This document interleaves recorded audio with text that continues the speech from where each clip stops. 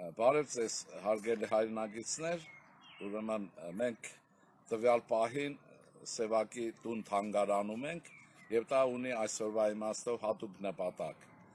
Մենք որպես ժողովուրդ ու պետություն կանգնել ենք պետականության վերականգնման խնդրի առաջ, ես նկատի չունեմ ռսաստրուկները չուրախանան, սովետական պետականության վերականգնման կարիք չունենք։ Մենք ունենք ավանդական մեր պետականության հիմքերի վրա մեր նոր պետականություն ստեղծելու եւ այնտեղ մշակույթը բացառիկ դեր ունի։ Ուշադիր եղեք, ինչպես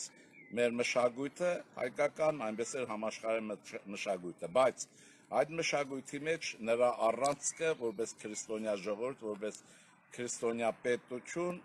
որը մենք նկատի ունենք, քրիստոնյա ժողովրդավարական կուսակցությունը նկատի ունի Աստվածաշունչը։ Եվ ինչու Սևակի մոտ, սա շատ հետաքրքիր է, մենք գիտենք, որ մեր ժողովուրդը շատ կարդացել է նրա ստեղծագործություններ, Սևակով հպարտանում են, Սևակով սիրահարվում են, Սևակով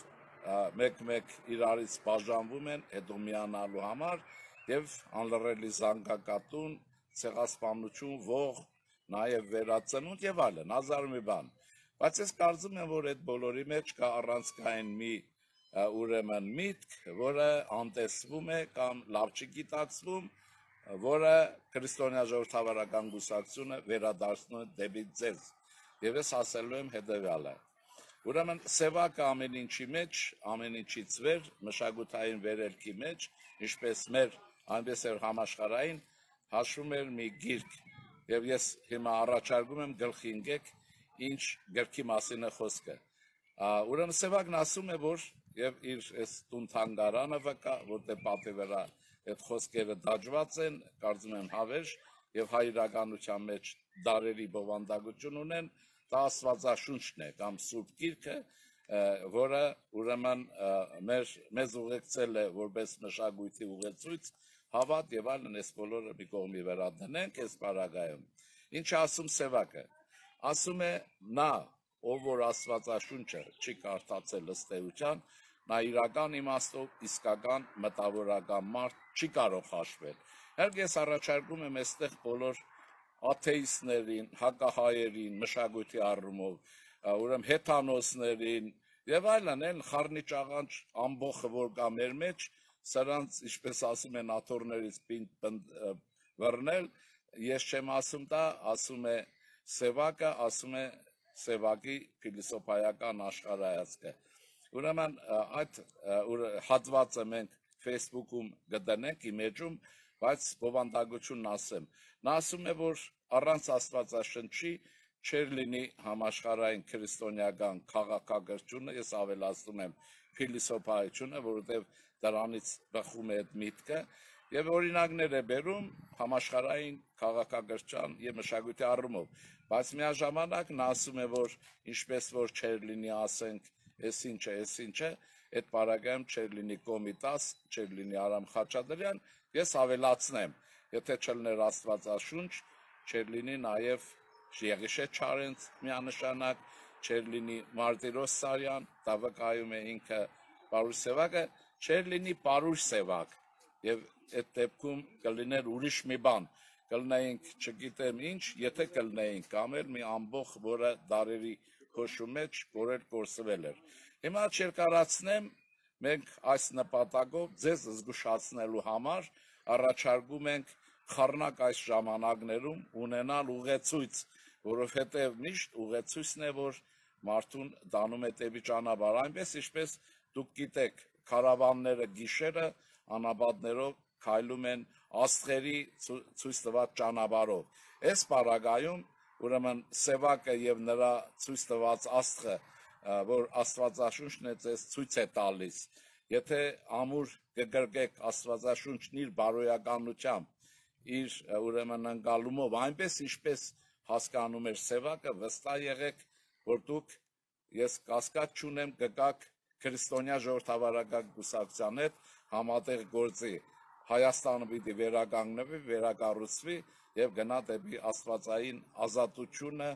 արդարությունը եւ այլն։ Ուրեմն սա անկասկած է մեզ համար, կարծում եմ հայ ժողովրդի համար եւս նրա հսկայական զանգվածի, որտեղ մենք այդպես եղել ենք, մենք այդպես աշխատել ենք, ապրել ենք եւ այդպես պիտի աշխատենք։ Հիմա որպես կանոն ես օրինակներ եմ բերում եւ օրինակները մեծավ մասամբ բերում եմ Գերմանիայից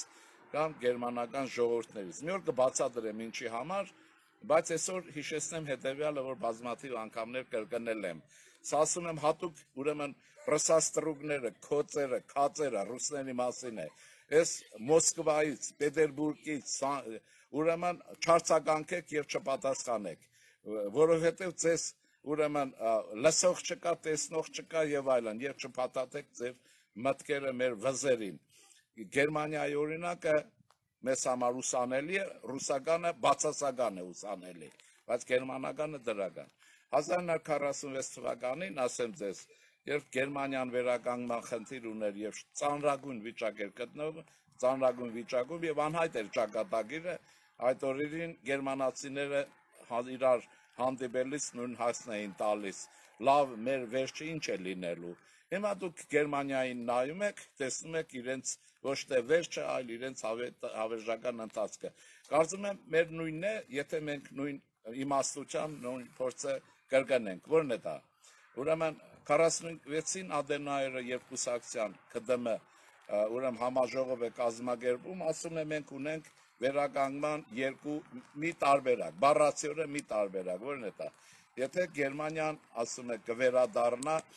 արևմտյան քրիստոնեության մշակութային այն արմատների վրա, որ եղել է հարյուրամյակներ։ Ես ձեզ ասում եմ, Հայաստանը կարող է վերականգնվել, հայ մարդը արժանապատիվ կարող է վերականգնվել որպես ազատ մարդ, որպես պետության մարդ, որպես մշակույթի մարդ, արժանապատիվ մարդ միայն այն պարագայում, եթե կվերականգնվի իր դավանանքի ուրեմն բանի վրա, այդ մշակութային արմատների վրա, եւ գերմանական օրինակը սա շատ վարակիչ եւ ուսանելի առաջինը սա, երկրորդն ասում է, եթե մենք կապահովենք ազատությունը հասարակության մեջ, ազատությունը պետության մեջ, ազատությունը միմյանց հետ եւ այլն, այսինքն ազատության փիլիսոփայական ընկալում է։ Մեզ ինչ է պակաս, կարծում եմ ոչինչ, բայց մենք ունենք խոչընդոտ այդ պակասի մեջ։ Մեր այդ ճամփեն փակում է ուրեմն Մոսկվայի դրածով, Մոսկվայի շահերը պաշտպանող ուրեմն Գարեգին ուզուրպատորը, որի կաթողիկոս դառնալը եւ նրա բարեկամությունը Կիրիլի մյուսների հետ անհասկանալի է մեզ եւ այլն, որը մեր ժողովրդի եւ նրա կատաղի, հա, թիմ են ասում, դա թիմ չի, թայֆա է, այդ թայֆայի կատաղի կռիվը Հայաստանի պետականության եւ Հայաստանի իշխանության դեմ անթույլատրելի է։ Ուրեմն եւ այսպես, քանի որ դա այդպես է, ուրեմն ժամանակի հարց է, որ այս մարդը Հայաստանի դեպի ապագա ընթացքի ճանապարհից ուրեմն դուրս գա, եթե չէ, ես կոչ եմ անում, այսինքն առաջարկում եմ հոգեվոր բարձր միջին դասին այդ կոճղին ոտով քշել ճանապարհից դուրս գցել։ Եվ առաջին ծիլերը կան, մենք տեսանք, թե գերաշնոր մի սրբազան Տալլինում ինչպես էր պետական կեցվածք ցույց տալիս եւ դա Վազգեն սրբազան ուրեմն Միրզախանյանն էր, որը համարձակվեց եւ մեր ժողովրդի գիտակցության մեջ փորձեց հավանաբար վերադարձնել Դրթատ մեծին եւ Գրիգոր Լուսավորիչին։ Ճիշտ է, ես դա շատ էի այդ մասին խոսել, բայց առաջին հոգեվորականն է, որը առաջին անգամ բարձրաստիճան խոսում է եւ ասեմ, որ ես ասել էի, որ ինքը մեր կուսակցության պաշտպանության հովանին է վայելում, բայց մնացած արձագանքները ասեմ, որ աշխարհով մեկ ուրեմն սրբազանը ուրեմն հայ ժողովրդի գիտակից մասի հավատացյալ դասի հովանավորությունն է վայելում եւ այստեղ է այսպես ձեռները թերու սրբազանից եւ նման սրբազաններից, բայց այսպես մնացած սրբազանները չարժվեք տեղից, կարող է դուք մինչեւ քնեք Հայաստանը հասնի արարչագործություն, հետո դուք ասեք մենք մոռացել ենք, զբաղված ենք ուրիշ գործերով։ Այսքանը հիմա վերադառնանք Պարուս Սևակին, այսպես է, կրկնենք հետեւյալը, հա, յուրաքանչյուր մարդ իրեն մտավորական կրթված մարդ կարող է հաշվել այն պարագայում, եթե իսկական իմաստով կարդացել, սովորել եւ կյանքով ուրեմն ապացուցել է Աստվածաշնչի նվիրվածությունը եւ սա փակում եմ հետեւյալով։ որի մասին էլի կրկնել են բազմաթիվ անգամներ, Հովհաննեսի ավետարանում առաջի տողերն են, հիշում եք,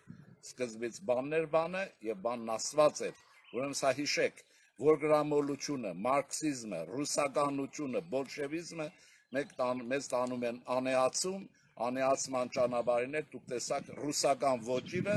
23 թվականի սեպտեմբերի 19-20 թվականի, երբ մահմետական պետությանը հովանավորեց քրիստոնեական Արցախը գոլոշիացնելու համար։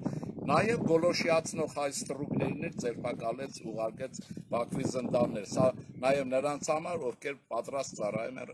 այս գործին։ Հիմա այսքանը վերջացնում ենք, ուրեմն Պարուշ Սևակը իր փիլիսոփայությամբ մեր ժողովրդի վերածննդի ճանապարհի վրա է։ Սա պիտի հատկապես համալսարաններում հասկանան, ակադեմիաներում հասկանան, այլապես կմնան բոլշևիկ եւ Չապաևագետ, դա պիտի նկատի ունենան։ Հիմա երկրորդ մասն եմ ուզում ասել, որ շատ կարեւոր է։ Ուրեմն սա պետք է նկատի ունենան հետեւյալը, որ մենք պարտավոր ենք մեր պետականությունը պաշտպանել։ Մենք բոլորս հասկանում ենք, որ սա ոչ կատարյալ Հայաստանն է, ոչ էլ այն երկիրն է, որտեղ ոչ ուրեմն կոռուպցիա կա, ոչ կներեք քաղաքական, ոչ պոռնկություն կա, ոչ օտարահպատակություն կա եւ ոչ եւ այլն եւ այլն։ Եվ այստեղ շատ գործ կա անելու եւ ոչ էլ մենք ունենք պետականաշինության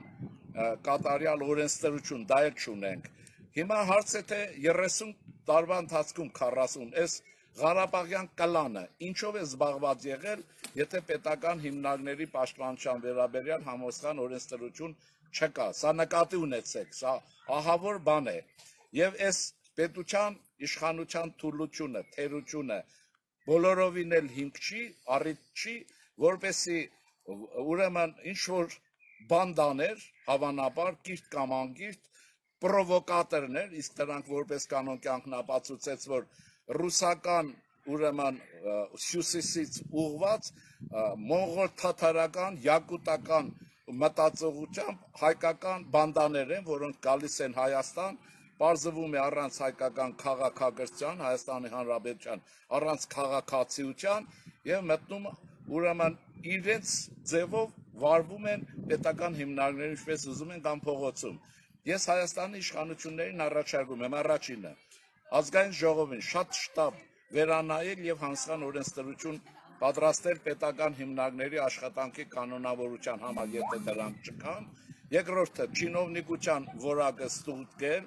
որովհետեւ պետության հիմքը թվում է թե ազգային ժողովն է, կառավարությունը եւ այլն։ Սխալ է դա։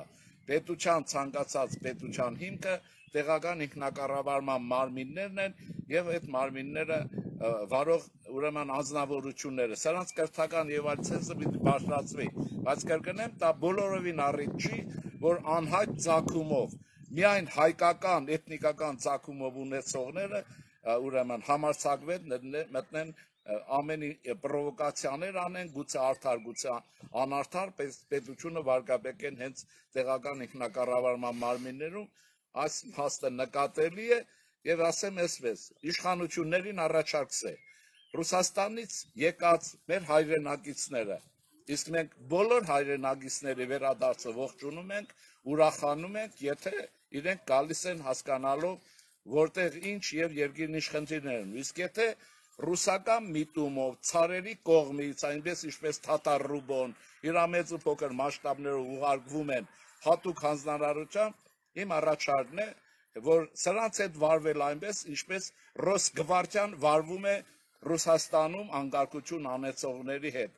Հիշում եք, Ռոսգվարդիան, կամ էլ եթե Կանադայից գալիս են իրենց թուքը իրենց բերանին, որպեսզի Հայաստանում սպառեն, ուրեմն սրանց հետ էլ վարվում եք աչքերի փոխարեն աչքի մեջ թքելով։ Ուրեմն ասեմ ինչու, եթե Հայաստանի օրենսդրությունը կատարյալ չի,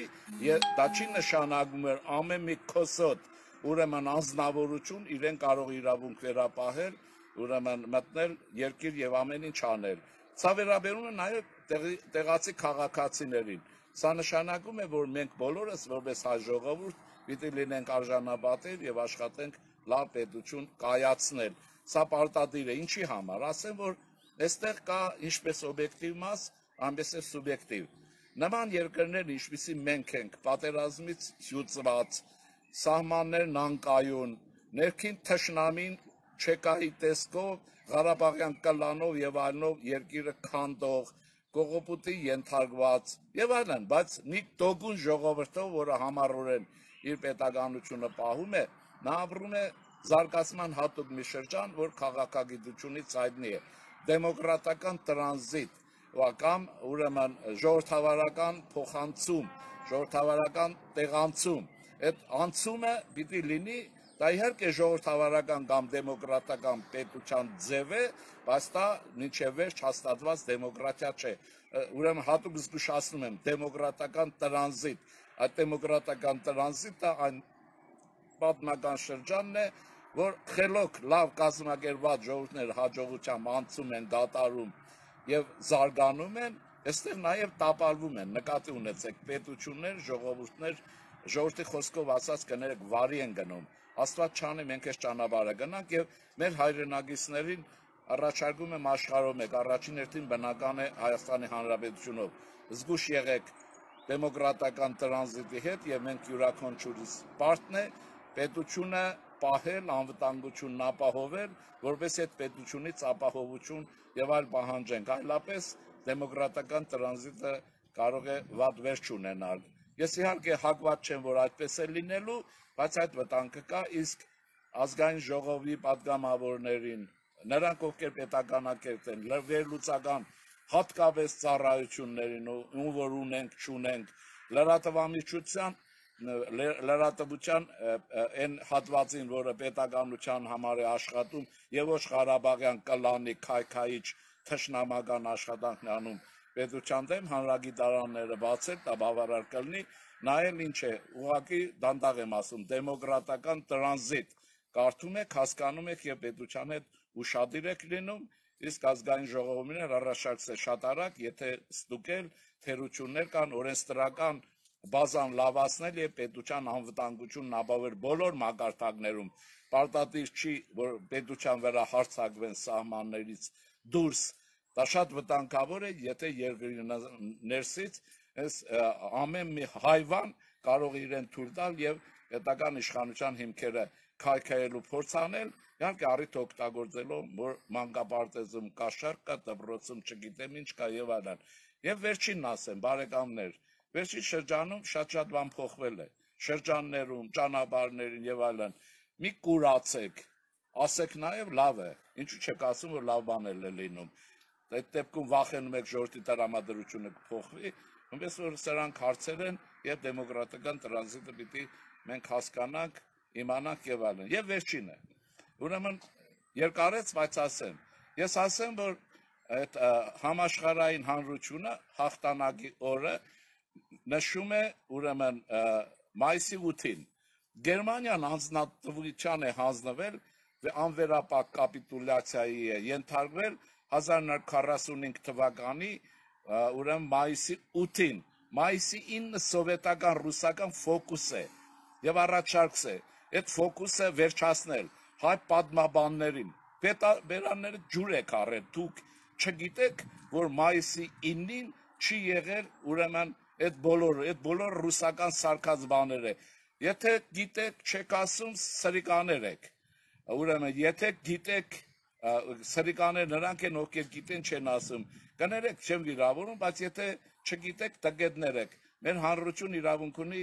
իր պատմաբանական հանրությունից ճշմարտություն լսելու բավական է շարժվեք տեղերից եթե չէ կառավարության առաջարկս բոլոր չափահևագիտական հիմնարկները փակել եթե բոլորը իրենք չեն ասում ինչի համար են դրանք ամենս որ